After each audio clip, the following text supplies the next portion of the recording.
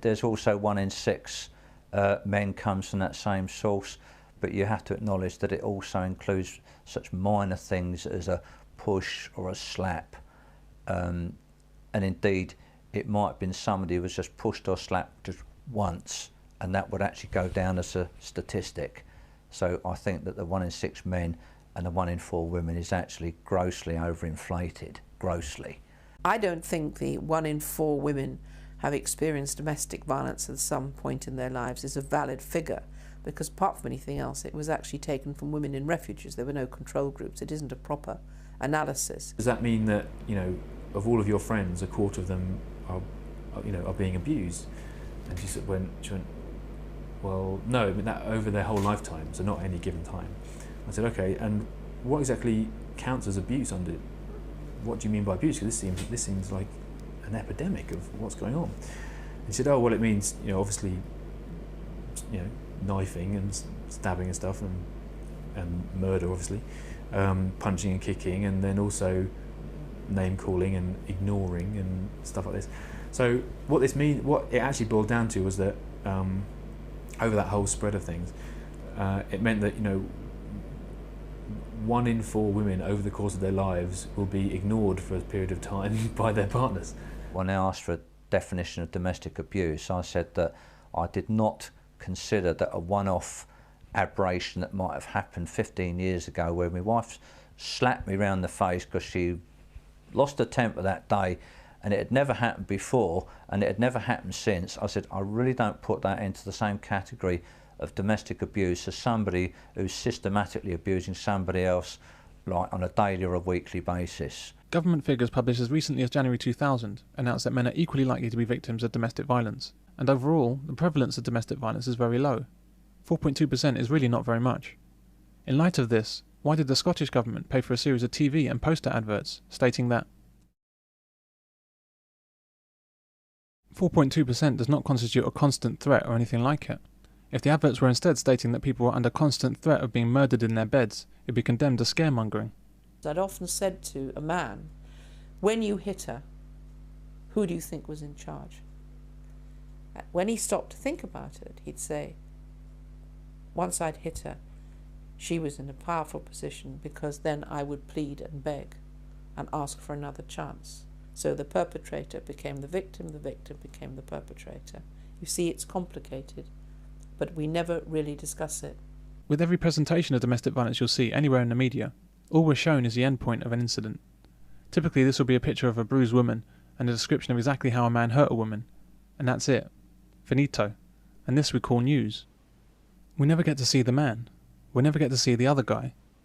Of the first 100 women that she had in the refuge, 62 of them, she said, were actually more violent or as violent as the men that had put them there.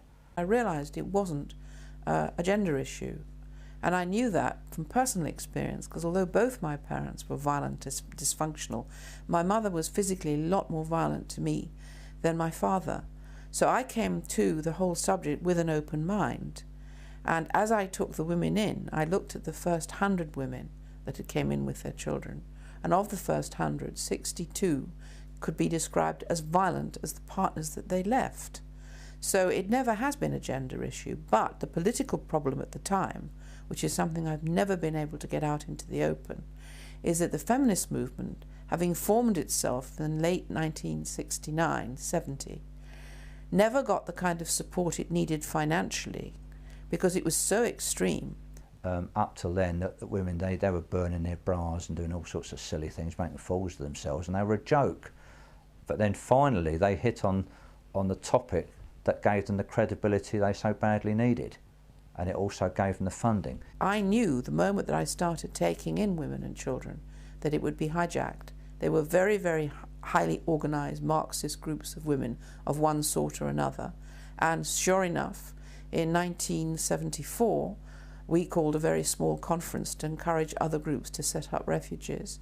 They invaded it. They came, literally walked into the hall with all their leather gear on and all the rest of it, up on the platform, shouted and barracked. They had all their placards outside, all men are rapists, all men are bastards.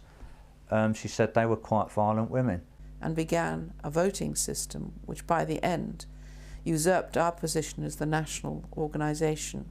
and took it over. And the tragedy was that from then onwards, these lies and false figures and statistics have been disseminated internationally through the Western world, and men have been deemed as perpetrators, not because they happen to be violent, but because they happen to be men. Even if we did see the man, what could this tell us? Women bruise more easily than men. Basically, for the same punch or kick, a woman's face will swell up and discolour far more impressively than a man's. So that must make her the victim, right? It's exactly the same. I mean, if a woman smacks a man in the face with a fist, he probably won't even be bruised. Majority of women are nothing like as physically strong as a man. He will be just as hurt and as abused as if he hit her. Had he hit her, she would be severely bruised. It's only a difference in physical size. Much of what we think about domestic violence seems to be predicated on three things. Women are victims, men are perpetrators. Men are much stronger than women, and so it's always wrong for a man to hit a woman. There's never a reason for a man to hit a woman. The police choose to operate under this flawed understanding of domestic violence, and is the reason why men are put into impossible situations when women are violent. In this society of ours, where women claim that they want equality with men, we have this strange idea that men must at all times behave better than women because men are physically stronger. Women in particular seem to believe this deeply. It's as if women see themselves like children, who can do whatever they like, including being violent and aggressive towards men. But men must be like the adults in a relationship. One of the main changes that has to come is that if we want to talk about any form of emancipation, liberation, equality for women, then there has to be equality of responsibility. And in a sense, the old patronising attitude that women have to be these women Virgin Marys on a pedestal. And in the beginning, nobody, certainly not judges, wanted to believe that a woman could have any part in a violent relationship. Men needed to see women in this virginal way, which is enormously bad for men and even worse for women. So the attitude always was, oh yes, of course she's innocent. As long as she cries and she looks pretty, then she can't be guilty of anything.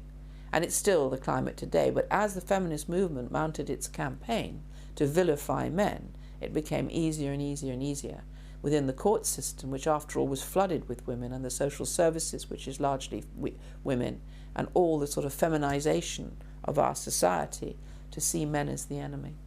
In general, men don't get physical with women, for the same reason that men don't get physical with squirrels. Why would they? That's why the argument that men are stronger than women is irrelevant. Men and women simply don't relate to each other in that way. Like ships passing in the night, men don't regard women as a physical threat, and women don't seek to challenge men on a physical level. It's what blokes are like with women. You allow women to get away with the most outrageous things that you would not allow a bloke to get away with, because it's just how you are with women, and women know that as well. True. Women can get away with blue murder. Women are very unlikely to experience violence from a man, even when they put themselves directly in harm's way. For example, police women. The issue when a man does hit a woman is that most likely she's decided to stop behaving like a woman and instead behaves like an aggressive man. I had a friend who was in a pub, and this woman was mouthing off at him, kind of swearing at him, and they basically weren't getting along. And she finally came up to him and punched him across the face, and without breaking stride, without even a second's hesitation, he gave her a full punch across the face that threw her backwards across the table. About 5 guys who were sitting there then got up, stormed towards this guy. We all had to kind of run out the pub. If a man did that, if a man came up doing that behaviour, he would know full well that he's going to have a fight on his hands. And she told us this wonderful little story with a woman that had a black eye, and she said, well, why did he black your eye? She said, well, you're not supposed to ask that. Well, I am. She said, why did he black your eye? And she said, well, because I'd stabbed him. Across all of media, and in our legislation, and the behaviour of the police, women have free rein to initiate violence and still be treated as the victims.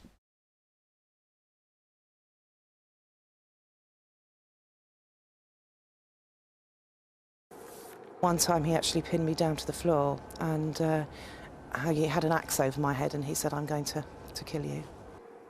It started as verbal abuse and then turned violent. Bryony put up with it for 9 months before she sought help. Where's the story here? I thought a story had a beginning, a middle and an end. Why is it that with domestic violence we're only ever told the ending, and only a female version of the ending at that? There's no investigation or discussion into what caused this behaviour. It's like being told a punchline without being told the joke. How can this pass for news? It's human nature to ask why when violence occurs. But with domestic violence, where a woman is hurt, no one and no news story ever questions why it happened. The man is simply wrong and must be punished. This blanket prejudice is a hate crime against men. If we employed the domestic violence approach on news reporting to the Second World War, our whole understanding of the conflict might come only from studying the D-Day landings. If we looked only at that point of the war, it might seem like for no reason at all, the whole world was ganging up on one country. Poor, innocent Nazi Germany.